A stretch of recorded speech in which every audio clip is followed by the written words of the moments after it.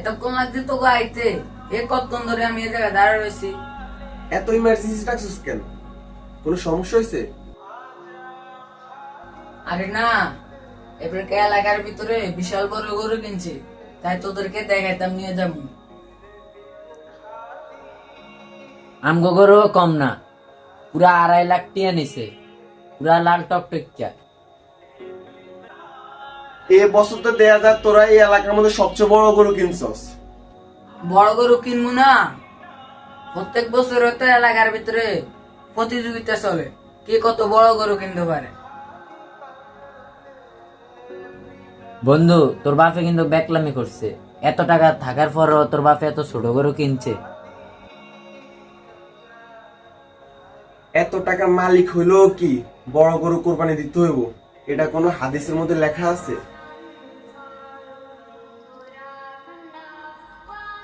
গরু কিনে এলাকার মধ্যে প্রতিযোগিতা লাগছস, কার ছোট গরু কার বড় গরু, এগুলা কিন্তু ঠিক না। এই যে এরা ছাগল কোরবানি দিতেছে আর তোরা বড় বড় গরু কোরবানি দিতেছস। তোরা কি বড় বড় গরু কোরবানি দিতেছস? তোরা কি বেশি সব পাইবি? আরে হ্যাঁ, ছাগল কোরবানি দিব, হ্যাঁ কি কম সব পাইবো?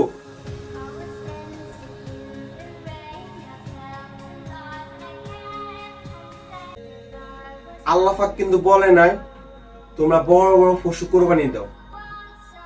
আল্লাহ পাক বলছে সুন্দর এবং সুস্থ পশু সঠিক নিয়মে আল্লাহর রাস্তা কোরবানি দাও।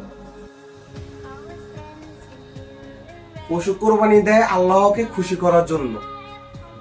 আজ আমরা এমন একটা জেনারেশনে পড়ে গেছি, আল্লাহর খুশির দিকে না তাকায়া আমরা প্রতিযোগিতা করি, কে কত বড় পশু কিনতে পারে, কে কত বড় গরু কোরবানি দিতে পারে।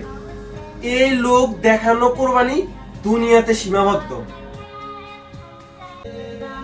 আল্লাহ তাআলার দরবারে কবুল হবে কিনা।